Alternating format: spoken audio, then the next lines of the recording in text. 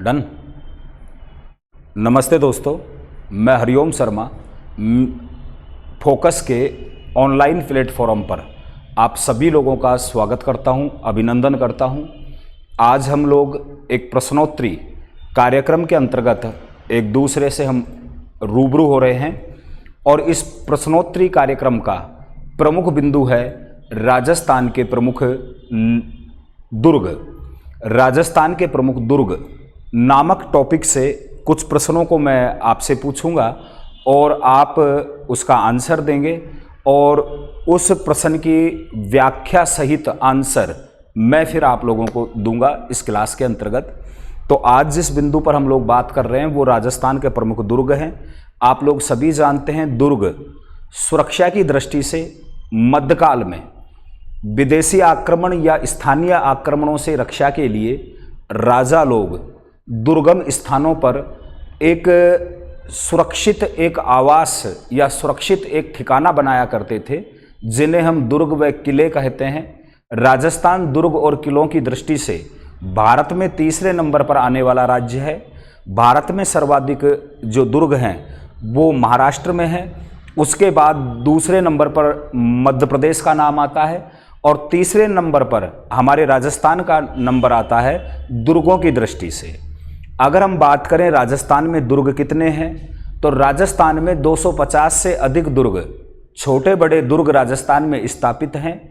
राजस्थान राजस्व मंडल के अगर सर्वे के अनुसार हम बात करें तो राजस्थान में प्रत्येक 16 किलोमीटर की परिधि पर एक दुर्ग होना निश्चित बताया गया है। यानी आप किसी भी जगह से 16 किलोमीटर की दूरी पर आप चलेंगे तो एक ना एक दुर्ग आपको जरूर मिल जाएगा।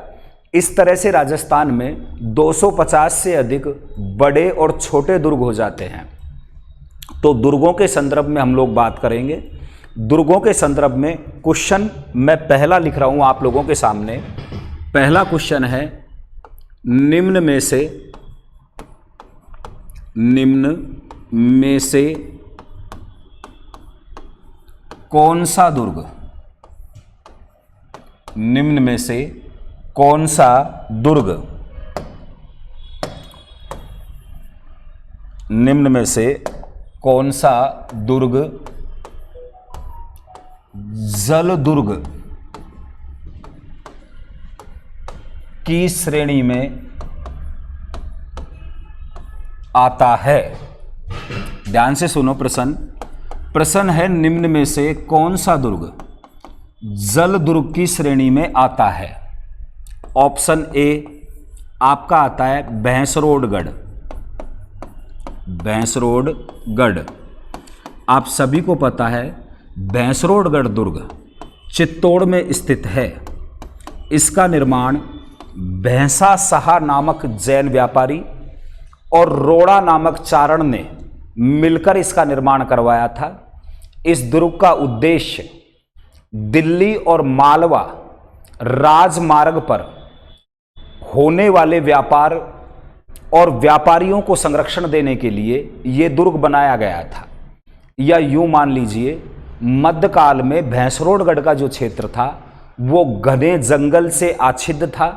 यहां पर विशाल घना जंगल हुआ करता था जिसमें डाकू लुटेरों का खतरा व्यापारियों को सदा सताया करता था। अतः भैंसा साहा नामक जैन व्यापारी और रोड़ा नामक चारण ने इस दुर्ग का निर्माण करवाया था। भैंसा साहा से भैंस और रोड़ा चारण से रोड शब्द लेकर ये दुर्ग बना भैंसरोडगढ़ का दुर्ग। भैंसरोडगढ़ का दुर्ग कहां पर स्थित है, तो उत्तर है चित्तौड़ में। तो पहला तो ऑप्शन आपके सामने भैंसरोडगढ़ आया। दूसरा ऑप्शन आता है आपका रणथंभौर दुर्ग। और आप सभी जानते हैं रणथंभौर दुर्ग हमारे राजस्थान के सवाई माधोपुर में स्थित है। कहां पर स्थित है? सवाई माधोपुर में।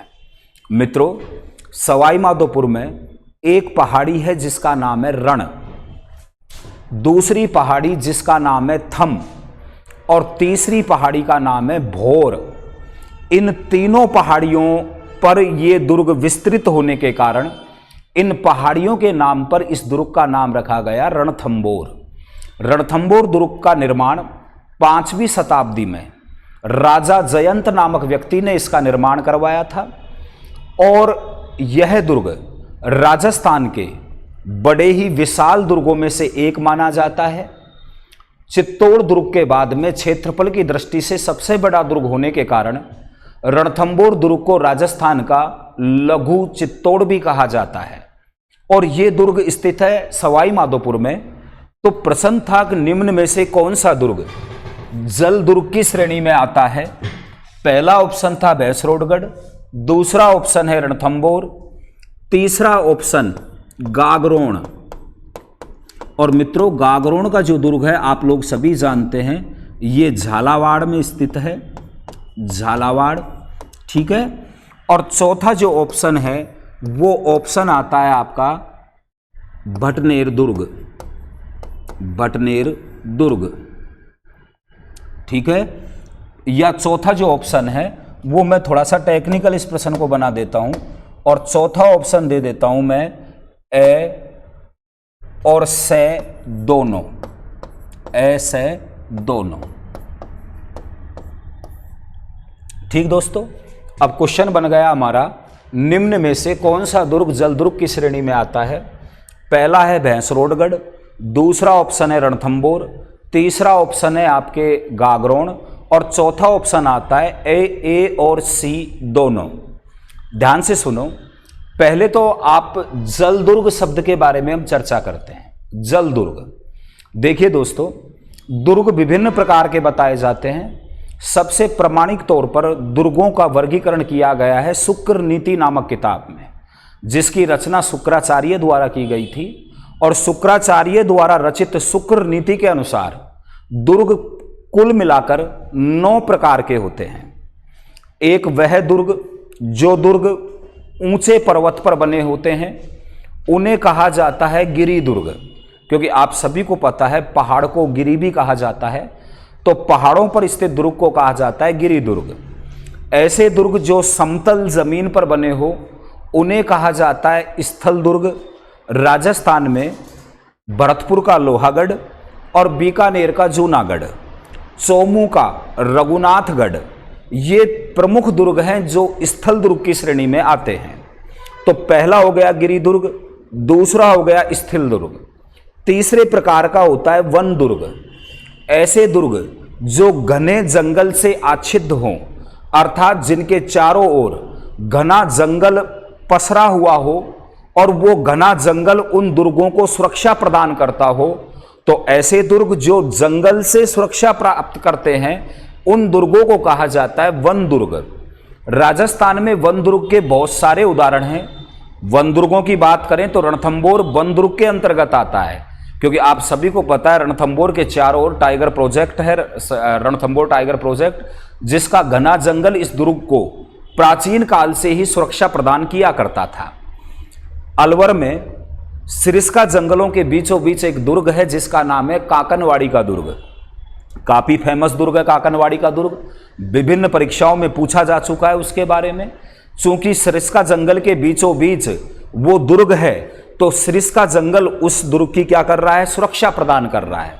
तो ऐसे दुर्ग जो दुर्ग घने जंगल से आच्छिद्द हों, घने जंगल से घिरे हुए हों, ऐसे दुर्गों को कहा जाता है वन दुर्ग। तो पहला गिरि दुर्ग, दूसरा स्थल दुर्ग, तीसरा आता है वन दुर्ग, चौथा पारिध, ऐसे दुर्ग जिनके चारों ओर ऊंची ऊंची कठोर बड़ी चौड़ी दीवारें दुर्ग को सुरक्षा प्रदान करती हों, ऐसे जो दुर्ग होते हैं वो पारिध कहलाते हैं। अर्थात जिन दुर्गों के चारों ओर ऊंची ऊंची दीवारें हो सुरक्षा की दृष्टि से, वो पारिध कहलाते हैं। पांचवें प्रकार का जो दुर्ग है वो पारिख, ऐसे दुर्ग जिनके चारों ओर गहरी खाइयां खोदकर उन खाइयों में पानी भरकर उन दुर्गों को सुरक्षा प्रदान की गई हो, ऐसे दुर्ग कहलाते हैं पारिध। इसके अलावा सहाय दुर्ग, सैन्य दुर्ग, धानवन दुर्ग, ये सारे दुर्ग श्रेणी 9 प्रकार की श्रेणियों के दुर्ग होते हैं। 8 दुर्गों के बाद अगली जो श्रेणी थी वो थी आपकी जलदुर्ग। तो बात यहां जलदुर्ग की आ रही है, तो जलदुर्ग के बारे में मैं आपको बताता हूं। ऐसा दुर्ग जिस दुर्ग के तीनों ओर बहती हुई जलराशि हो। कैसी हो? बहती हुई जलराशि, यानी पानी इकट्ठा हुआ नहीं होना चाहिए, बहता हुआ पानी हो, यानी नदियां हो, उसके तीन ओर से उसको नदियों का पानी उसे सुरक्षा प्रदान दे रहा हो। ऐसे जो दुर्ग होते हैं वो जलदुर्ग की श्रेणी में आते हैं। तो देखिए, बात करें हम भैंसरोडगढ़ के ऊपर, तो भैंसरोडगढ़ दुर्ग चंबल और बामनी नदी के संगम पर स्थित है, अर्थात चंबल और बामनी नदी का पानी तीन ओर से इस दुर्ग को सुरक्षा प्रदान कर रहा है। अतः भैंसरोडगढ़ जो दुर्ग है वो जल दुर्ग की श्रेणी में आता है। दूसरा आता है आपका ऑप्शन रणथंबोर दुर्ग। आप लोग सभी जानते हैं रणथंबोर दुर्ग एक गिरी दुर्ग है, एक ऊंचे पहाड़ पर स्थित दुर्ग है। तो चारों ओर या तीन ओर से नदी होने की तो कोई संभावना बचती ही नहीं है। तो रणथंबोर जो दुर्ग है वो जलदुर्ग की श्रेणी में नहीं आता। तीसरा दुर्ग है गागरोन दुर्ग। गागरोन दुर्ग झालावाड़ में स्थित है। इसका निर्माण डोडा परमारों द्वारा करवाया गया था, अतः इस दुर्ग को डोडगढ़ भी कहा जाता है। मालवा के सुल्तान महमूद खिलजी प्रथम ने इस दुर्ग पर आक्रमण किया और इसे जीतकर इसका नाम मुस्तफाबाद रखा गया। यह दुर्ग महान संत पीपा की जन्मस्थली है। गागरोन दुर्ग में संत पीपा की छतरी बनी हुई है। महान मुस्लिम संत हमीदुद्दीन चिश्ती, जिन्हें मीठे शाह के नाम से जाना जाता है, उनकी दरगाह या उनकी मजार भी गागरोन दुर्ग में स्थित है। मित्रों, गागरोन दुर्ग मुकंदरा पहाड़ी पर स्थित दुर्ग है। ये उन चुनिंदा दुर्गों में से है जो अरावली पर्वतमाला पर स्थित नहीं है। ध्यान से सुनना, राजस्थान में जितने भी गिरी दुर्ग हैं उन गिरी दुर्गों में से 90% जो दुर्ग हैं वो अरावली पर्वतमाला पर बने हुए हैं। लेकिन कुछ दुर्ग ऐसे हैं, फॉर एग्जाम्पल आपके गागरोन दुर्ग, आपके रणथंबोर दुर्ग विंध्य पहाड़ियों पर स्थित है। रणथंबोर के यहाँ विंध्य पहाड़ी शुरू हो जाती है, विंध्याचल की पहाड़ियां, ठीक है। तो आपके आबू दुर्ग, अचलगढ़ दुर्ग, ये कुछ दुर्ग ऐसे हैं जो अरावली पर्वतमाला पर स्थित नहीं है। तो याद रखना, गागरोन दुर्ग मुकंदरा पहाड़ी पर स्थित दुर्ग है। और अगर इस दुर्ग की हम स्थिति देखें तो इस दुर्ग के तीनों ओर काली सिंध और आहू नामक नदियों का संगम है, अतः यह दुर्ग जलदुर्ग की श्रेणी में आता है। तो दो आ गए, भैंसरोडगढ़ और गागरोन दुर्ग, ये जलदुर्ग की श्रेणी में आने वाले दुर्ग हैं। अतः इस प्रश्न का जो ऑप्शन होगा या प्रश्न का जो उत्तर होगा वो डी होगा, क्योंकि डी कहता है ए और सी दोनों जलदुर्ग की श्रेणी में आते हैं। तो मित्रों, ये प्रश्न रहा आपका पहला प्रश्न, ठीक है मित्रों। अब आगे बढ़ाएं अपन इसे, तो आगे किससे, ठीक है। अब दोस्तों ध्यान से सुने, अब और समझने की कोशिश करें हम दुर्गों के संदर्भ में। नेक्स्ट प्रश्न और बनाता हूं मैं आपके सामने दुर्गों के संदर्भ में। अगला क्वेश्चन मित्रों ध्यान से सुनो, निम्न में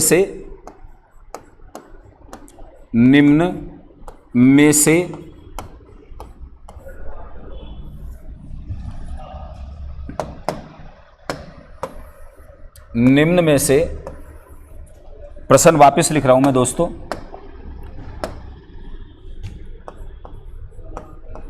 निम्न में से कौन सा दुर्ग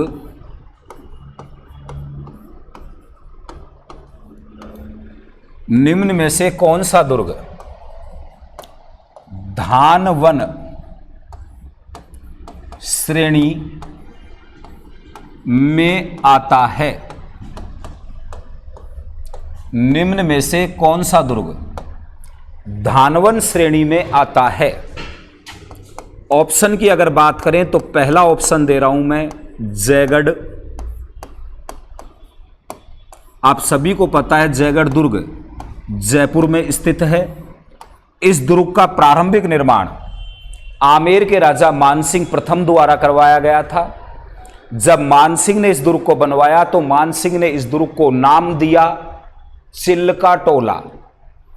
आगे चलकर इस दुर्ग का विस्तृत या इस दुर्ग को विस्तार किया मिर्जा राजा जयसिंह ने, और मिर्जा राजा जयसिंह ने इस दुर्ग को अपने नाम पर जयगढ़ नाम देकर इसे वास्तविक शकल दी, जिसे हम लोग आज देखते हैं। तो जयगढ़ जयपुर में स्थित है। अगला दुर्ग के बारे में बात करें तो नेक्स्ट दुर्ग है आपका लोहागढ़।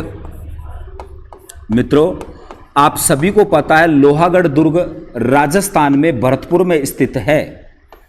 इस दुर्ग का निर्माण जाटों के जाटों के एक छत्र नेता, मध्यकाल में जाट जाति को एकीकृत करने वाला व्यक्ति सूरजमल जाट द्वारा इसका निर्माण करवाया गया था। यह दुर्ग प्राचीन काल में खेमा नामक जाट द्वारा बनाया गया 4 बुर्जा दुर्ग था। इसे चौबुर्जा दुर्ग भी कहा जाता था। जब सूरजमल जाट की नजर इस दुर्ग के खंडरों पर पड़ी तो उसने इस दुर्ग के सामरिक महत्व को समझा और एक दुर्ग यहां बनवाया जो आगे चलकर लोहागढ़ के नाम से प्रसिद्ध हुआ। आप सभी को पता है लोहागढ़ स्थल श्रेणी का दुर्ग माना जाता है, यानी यह समतल जमीन पर बना हुआ दुर्ग है। विश्व के सबसे मजबूत स्थल दुर्गों में से एक माना जाने वाला लोहागढ़ भरतपुर में स्थित है। तीसरा जो ऑप्शन मैं आपके सामने दे रहा हूं वो है बाला किला। मित्रों, बाला किला आप सभी को पता है, बाला किला अलवर में स्थित है। इसका निर्माण, बाला किला का निर्माण आमेर के कछावा वंशीय राजा कोकिल देव के पुत्र अलगू राय ने इसका निर्माण करवाया था। यह दुर्ग इसलिए बाला किला कहलाता है क्योंकि इस दुर्ग ने कभी युद्ध नहीं देखे, आक्रमण नहीं देखे इस दुर्ग ने। मित्रों, दुर्ग का निर्माण युद्ध के समय पर सुरक्षा के लिए बनाया जाता है। माना जाता है कि जो दुर्ग कभी युद्ध या आक्रमण न देखे वो कंवारा दुर्ग माना जाता है, अनमैरिड दुर्ग माना जाता है। चूंकि इस दुर्ग ने कभी युद्ध और आक्रमण नहीं देखे, अतः यह दुर्ग बच्चा का बच्चा ही रहा और बच्चे को बालक या बाला कहा जाता है। अतः हम इसे बाला किला के रूप में जानते हैं जो अलवर में स्थित है। और चौथा जो दुर्ग मैं आपके सामने लिख रहा हूं वो है सोनारगढ़। और मित्रों, आप लोग सभी जानते हैं सोनारगढ़ जैसलमेर में स्थित है, जैसलमेर में स्थित है।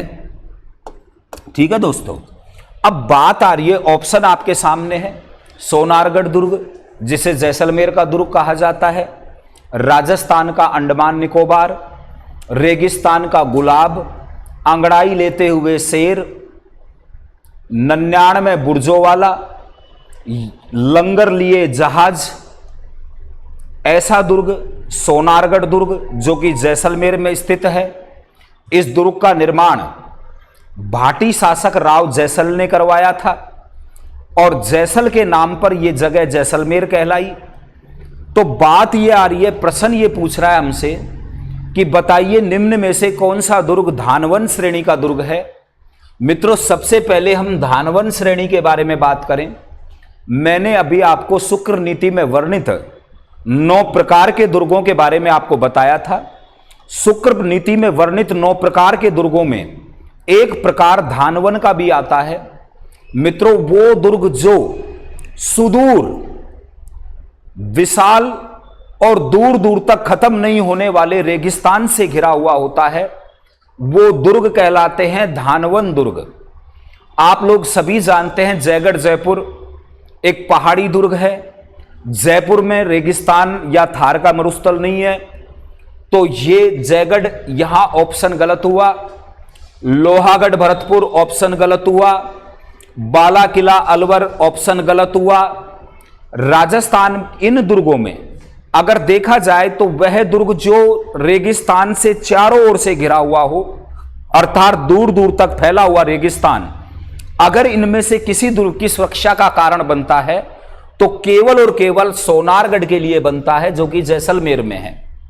तो यहां धानवन श्रेणी के दुर्गों में अगर कोई प्रश्न पूछे तो ऐसा प्रश्न आवे तो श्रेणियों को आपको याद करना है, जो हम कंटिन्यू जब क्लास आपके सामने जब टॉपिक वाइज राजस्थान जीके की चीजें पढ़ाएंगे तो उस समय पर हम आपको इन्हें विस्तार से, इनकी परिभाषा, राजस्थान में इनके उदाहरण आपके सामने प्रस्तुत करेंगे। ठीक है मित्रों, तीसरे नंबर का जो प्रश्न आपके सामने मैं बना रहा हूं वो प्रश्न है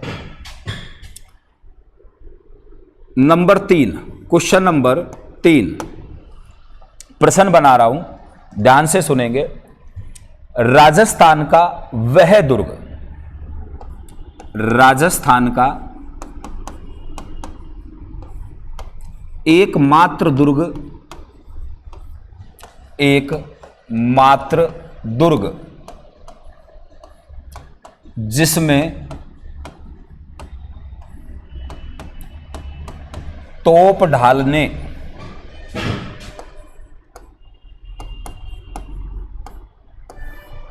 का कारखाना,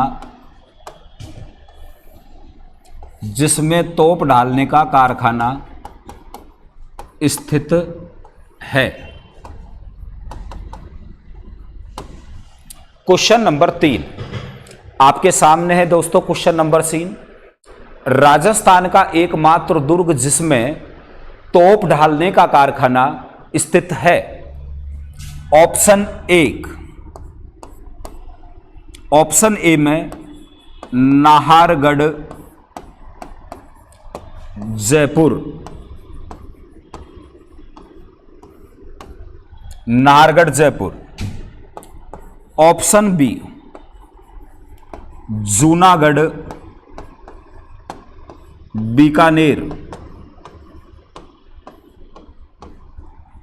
option number C Mehrangarh Jodhpur. और option number D Jaigarh Jaipur.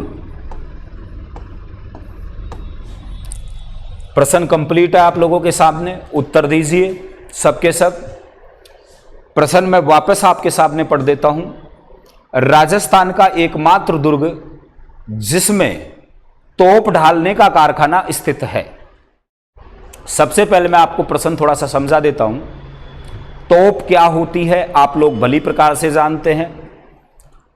तोपों के संदर्भ में अगर हम बात करें तो भारत में सबसे पहले अगर कोई आक्रमणकारी तोप लेकर आया था तो उस आक्रमणकारी का नाम था बाबर। यानी बाबर भारत में पहला वो व्यक्ति था जो भारत में बारूद खाना अपने साथ लेकर आया था। और यही बारूद खाना बाबर के लिए भारत में मुगल साम्राज्य की स्थापना में सहायक सिद्ध हुआ। बाबर या उसके वंशज मुगल हुमायूं, अकबर, जहांगीर, शाहजहां, औरंगजेब ये सब जानते थे कि भारत में अगर हमें राज करना है, भारतीय राजाओं को अगर हमें अपने अधीन रखना है तो हमें तोप का सम्मान करना चाहिए। किसका सम्मान करना चाहिए? तोप का सम्मान करना चाहिए, क्योंकि तोप ही तो इनकी मूल शक्ति थी जिसकी वजह से हमने खानवा युद्ध हारा, जिसकी वजह से पानीपत का युद्ध हारा, वो तोप ही तो थी। बाबर के आगमन से पहले भारत में ऐसा नहीं कि युद्ध नहीं होते थे, भारत में बराबर युद्ध होते थे, लेकिन भारत में जो युद्ध हुआ करते थे वो परंपरागत हथियारों से किए जाते थे। परंपरागत हथियारों का मेरा तात्पर्य है धनुष, बाण, तलवार, भाले इत्यादियों के माध्यम से युद्ध संपन्न किए जाते थे। अगर भारत में पहली बार तोप या बारूद खाना कोई शासक अपने साथ लेकर आया तो वो शासक था बाबर। अतः मुगल चाहते थे कि भारतीय किसी भी राजा को तोप खाने पर नियुक्त ना किया जावे, क्योंकि आगे चलकर आपको पता है मुगलों की दोस्तियां हो गई हमारे भारतीय राजाओं से। भारतीय राजा मुगल दरबारों में शान और शौकत के साथ बैठने लग गए थे। उनकी नियुक्तियां विभिन्न विभागों में कर दी गई थी, लेकिन मुगल इतने चतुर थे, वो जानते थे कि तोप खाने के इर्द गिर्द किसी भी भारतीय राजा को नियुक्त किया जाएगा तो वो तोप के बारे में सीख जाएगा। अगर इन लोगों ने तोप ढालना सीख लिया तो फिर हम में यानी मुगलों में और भारतीय राजपूत राजाओं में कोई अंतर शेष नहीं रहेगा। तो क्या किया जाए? तो इन्होंने इस फार्मूले पर काम किया। लेकिन आपको पता है कि राजस्थान में एक रियासत है जिसका नाम है आमेर रियासत। आमेर रियासत में कछावा वंश राज किया करता था और कछावा वंश राजस्थान का वो पहला राजा था या पहला राजघराना था जिसने मुगलों के साथ न केवल संधियां की बल्कि वैवाहिक संबंध भी स्थापित किए। तो जो कछावा वंश के जो राजा थे उनकी पहुंच मुगलों के रसोई खाने तक पहुंच गई थी। आप सभी को पता है कि आमेर के राजा बारमल ने अपनी बेटी हरकूबाई का विवाह 1562 में अकबर के साथ संपन्न किया, जो पहला राजपूत मुगल वैवाहिक संबंध था। तो इस विवाह के बाद में मानसिंह, मिर्जा राजा जयसिंह, इनके डायरेक्ट प्रवेश होने लगे मुगलों के दीवाने खास में। दीवाने आम में तो कोई भी आ सकता था, दीवाने आम और दीवाने खास मध्यकाल में दो इमारतें हुआ करती थी। दीवाने आम में आम लोगों के सामने राजा रूबरू हुआ करता था और दीवाने खास में कुछ खास विशेष लोगों के साथ बैठकर राजा मंत्रणा किया करता था। तो मित्रों, इनकी पहुंच मैंने भी आपको बताया था मुगलों की रसोई तक पहुंच गए थे हमारे कछावा वंश के राजा। तो राजस्थान का वह राजा जो सबसे पहले तोप की बारीकियों को सीखा वो आमेर का कछावा वंशीय शासक था जिसका नाम था सवाई जयसिंह। सवाई जयसिंह ने जब तोप खाने की सारी बारीकियां सीख ली तो सवाई जयसिंह ने गुपचुप रूप से साइलेंट तौर पर जयगढ़ में तोप ढालने का कारखाना स्थापित करवा दिया। आप लोग सभी जानते हैं जयगढ़ में जब तोप का कारखाना स्थापित हुआ तो सवाई जयसिंह के आदेश पर भाई जब तोप डालना सीख गए, हमारे घर में कारखाना स्थापित हो गया, तो फिर क्यों ना ऐसी तोप डाली जाए जो विश्व में किसी के पास ना हो। तो इस सोच को मूर्त रूप दिया गया जयगढ़ में और एक विश्व की सबसे विशाल तोप जयगढ़ में बनकर निर्मित हुई जिसे जयबाण कहा जाता है। आप लोग सभी जानते हैं जयबाण 20 फीट जिसकी लंबाई, 50 टन जिसका वजन, जिसकी मारक क्षमता 22 मील है। एक बार ही गोला चलाया जो आमेर से चाकसू जाकर गिरा। आमेर से चाकसू की दूरी 22 मील है। तब इसकी मारक क्षमता को नोटिस किया गया कि यह अपने गोले को कहां तक पहुंचा सकती है। इस गोले के, इस तोप के पेट में 100 किलो बारूद भरा जा सकता है। ऐसी विशाल तोप बनी जिसका नाम रखा गया जयबाण तोप। तो यह तोप कहां बनी? तो जयगढ़ में बनी। तो राजस्थान का एकमात्र दुर्ग जहां पर तोप ढालने का कारखाना स्थापित है तो उत्तर होगा नाहरगढ़, बिल्कुल गलत। जूनागढ़, बिल्कुल गलत। मेहरानगढ़, मेहरानगढ़ तोपों के लिए तो बड़ा प्रसिद्ध है। ध्यान रखना, राजस्थान में सर्वाधिक तोपें अगर किसी दुर्ग में लगी हुई है तो वो दुर्ग है मेहरानगढ़। किलकिला, गजनी खां, सिंबू बाण, बिच्छू बाण, गजक, गमक, झमाझम, धूड़धानी, ये सारी तोपें कहां स्थापित है? मेहरानगढ़, जो कि जोधपुर में स्थित है, जिसका निर्माण 1459 में राव जोधा द्वारा करवाया गया। जिस दुर्ग को कागमुखी दुर्ग, मयूरा ध्वज दुर्ग, चिड़िया टूक दुर्ग इत्यादि नामों से जाना जाता है। ये दुर्ग तोपों की अधिकता के लिए महत्वपूर्ण है, लेकिन यहां प्रश्न पूछा गया कि एकमात्र दुर्ग जहां तोप ढालने का कारखाना स्थापित है, तो इस प्रश्न की दृष्टि से मेहरानगढ़ का ऑप्शन भी गलत होता है मित्रों, और यहां डी जयगढ़ यहां पर सही होता है दोस्तों। तो मित्रों यह प्रश्न काफी अच्छा था जो दुर्गों से जुड़ा हुआ था। आइए दुर्गों के संदर्भ में अब हम बात करते हैं अगले क्वेश्चन के बारे में। मित्रों मैं क्वेश्चन बना रहा हूं आपके सामने, एक और क्वेश्चन। राजस्थान का वह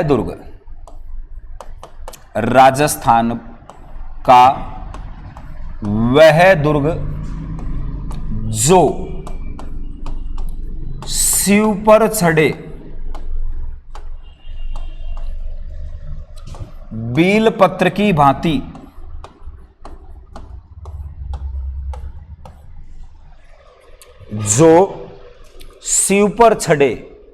बील पत्र की भांति दिखाई देता है।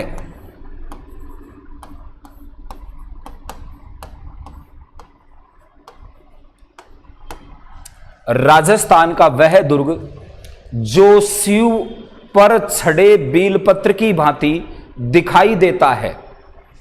प्रश्न आपके समझ में आई गया होगा। अभी सावन गया है, आप लोग सभी को पता है सावन के महीने में शिवलिंग के ऊपर बीलपत्र चढ़ाए जाते हैं। बीलपत्र ऐसा पेड़ जिसमें 3 पत्तों का एक समूह होता है, उसे हम बीलपत्र कहते हैं, जो शिव ब्रह्मा और महेश का त्रिरूप या त्रिगुणमयी माया रजोगुण तजोगुण और तमोगुण को रखने वाला वृक्ष, उसे हम बीलपत्र कहते हैं। बीलपत्र की भांति दिखाई देता है वो दुर्ग कौन सा है? नंबर 1 ऑप्शन हो गया आपका चित्तौड़गढ़। गढ़ है तो चित्तौड़गढ़, बाकी सब गढ़ैया।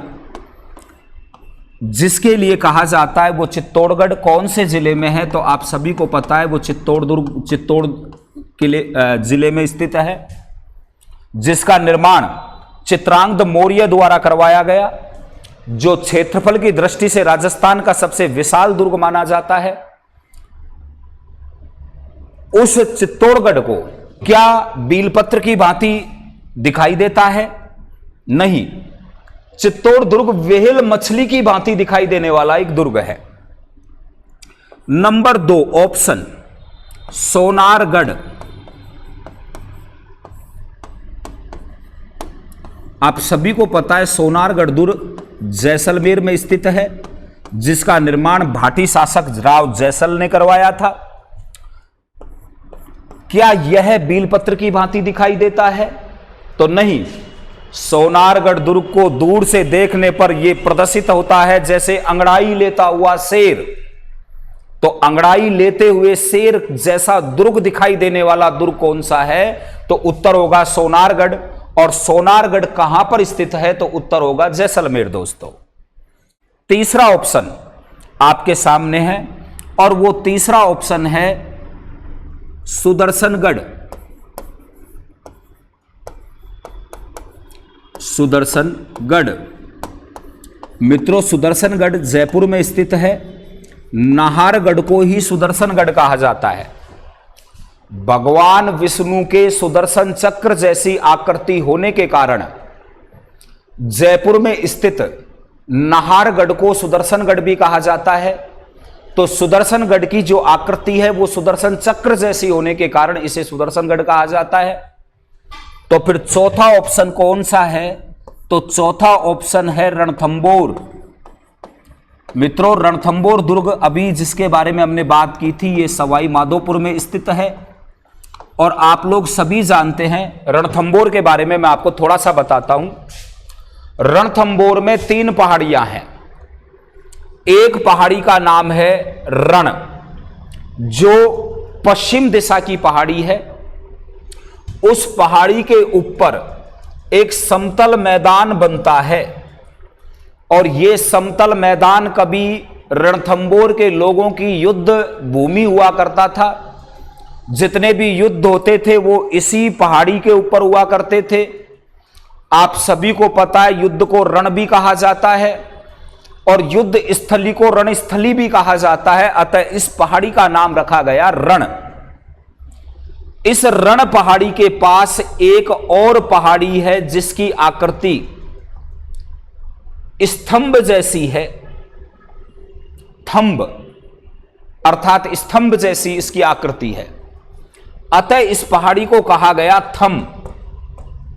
ये तो हो गई रण और ये हो गई थम। अब पूर्व दिशा में एक पहाड़ी और थी।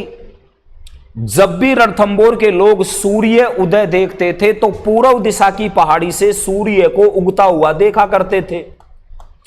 और आपको पता है सूर्य सुबह के टाइम पर उगता है। सुबह को कहते हैं भोर। अतः रणथंबोर में रहने वाले जो लोग हैं उनको सुबह का एहसास इस पहाड़ी से होता था, अतः उन लोगों ने इसका नाम रखा भोर। तो 3 पहाड़ियां हैं, रण, थम और भोर, अतः यह दुर्ग कहलाता है रणथंबोर। रणथंबोर का जो दुर्ग है वो थम नामक पहाड़ी पर बना हुआ है। कौन सी पहाड़ी पर? थम पर। ध्यान रखना इस बात का। रणथंबोर का जो दुर्ग है वो थम नामक पहाड़ी पर बना हुआ है। और मैंने आपको बताया था थम नामक जो पहाड़ी है वो कैसी है? स्तंभ की तरह है, स्तंभ की तरह, ठीक है, यानी खूंटे की तरह। इस तरह से है ये पहाड़ी और इस पहाड़ी के ऊपर ये दुर्ग बना हुआ है। ये दुर्ग इस तरह से 3 ओर से फैला हुआ दुर्ग है। जैसे ये यूं फैल रहा है, फिर यूं फैल रहा है और फिर यूं फैल रहा है, यानी 3 पत्तों जैसी संरचना बन रही है इसके ऊपर। 3 पत्र, 3 पत्ते पेड़ के। और आपको पता है 3 पत्तों का समूह केवल बील पत्र में होता है। तो ये थम पहाड़ी तो शिवलिंग का एहसास कराती है और ये दुर्ग बील पत्र का एहसास करवाता है। अतः यहां पर रणथंबोर शहीद है, राजस्थान का वह दुर्ग जो शिव पर छड़े बील पत्र की भांति, शिव पर छड़े बील पत्र की भांति दिखाई देता है। तो उसमें आपको याद रखना है रणथंबोर का दुर्ग, लेकिन साथ में इनको भी मत भूलना। वेहेल जैसी, मछली जैसी आकृति किसकी है? तो चित्तौड़ की। अंगड़ाई लेते हुए शेर जैसी आकृति किसकी है? तो सोनारगढ़ की। और सुदर्शन चक्र जैसी आकृति कौन से दुर्ग की है? तो सुदर्शनगढ़, जिसे नाहरगढ़ भी कहा जाता है और जो जयपुर में स्थित है। लेकिन शिवलिंग पर छड़े बीलपत्र की भांति दिखाई देने वाला दुर्ग कौन सा है? तो उत्तर होगा आपका रणथंबोर। कौन सा होगा? रणथंबोर होगा। दोस्तों मित्रों, प्रश्नों की श्रृंखला को मैं थोड़ा सा आगे बढ़ाता हूं और एक प्रश्न और हम लोग पढ़ लेते हैं, ठीक है मित्रों? आइए प्रश्न के बारे में हम बात करें। प्रश्न कौन सा है? प्रश्न है निम्न में से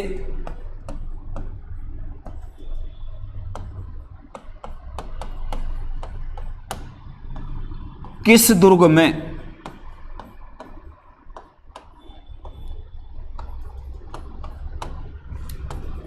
उषा मंदिर स्थित है? प्रश्न वापस सुन लीजिए। निम्न में से किस दुर्ग में उषा मंदिर स्थित है? Option A. ऑप्शन ए में चलते हैं हम कुंभलगढ़।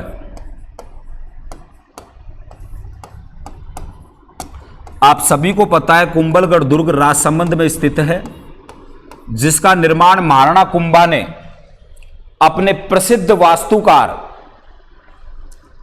मंडन की सहायता से करवाया था। राजस्थान के बड़े विशाल दुर्गों में से एक माना जाता है। यह दुर्ग अपनी विशाल परिधि अर्थात दीवार के कारण पूरे भारत में अपना एक विशिष्ट स्थान रखता है। चीन की दीवार के बाद विश्व की सबसे बड़ी दीवार कुंभलगढ़ दुर्ग में स्थित है, जिसकी कुल परिधि 36 किलोमीटर है। दूसरा ऑप्शन आपके सामने आ रहा है मांडलगढ़ दुर्ग। और मित्रों, मांडलगढ़ दुर्ग भी राजसमंद में स्थित है। मांडलगढ़ भीलवाड़ा, सॉरी, मांडलगढ़ दुर्ग है भीलवाड़ा में स्थित है, भीलवाड़ा। ठीक। ऑप्शन सी बयाना दुर्ग।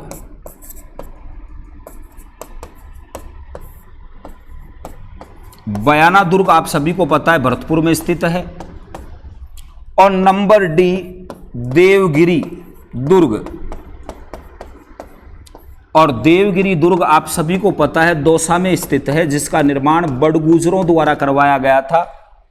देवगिरी दुर्ग दौसा में स्थित है, जो अपनी एक विशिष्ट आकृति के कारण प्रश्नों की अप्रोच बराबर बन जाता है। राजस्थान का वह दुर्ग जो सूप जैसी आकृति का है उसे कहा जाता है दौसा का देवगिरी दुर्ग। मित्रों, यहां ऊषा मंदिर की बात चल रही है।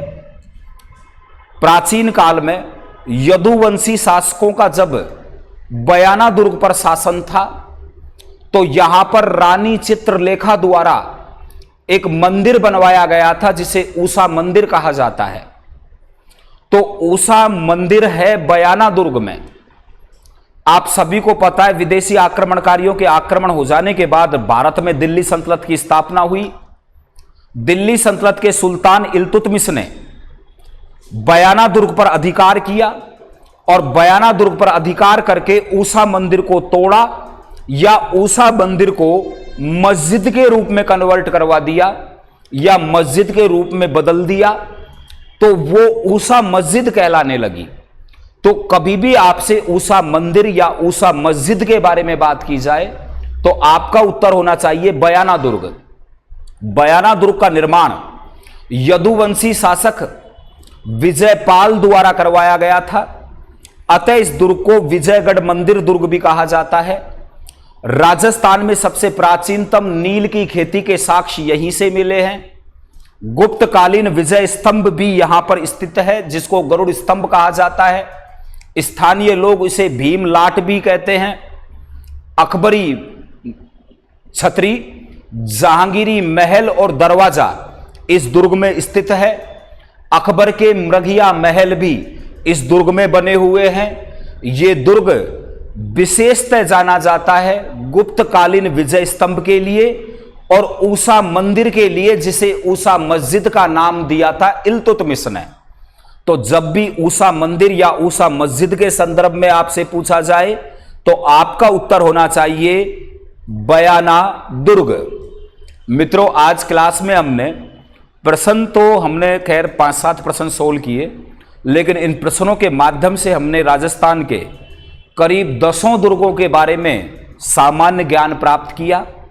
आशा ही नहीं अपितु पूर्ण विश्वास है कि आप लोगों को ये क्लास ज्ञानवर्धक और आपके भविष्य निर्माण के लिए उपयोगी लगी होगी। नेक्स्ट क्लास में और भी दुर्गों के संदर्भ में महत्वपूर्ण क्वेश्चनों को लेकर मैं हरिओम शर्मा आपकी सेवा में पुनः उपस्थित होऊंगा। तब तक के लिए नमस्कार, जय हिंद, जय भारत।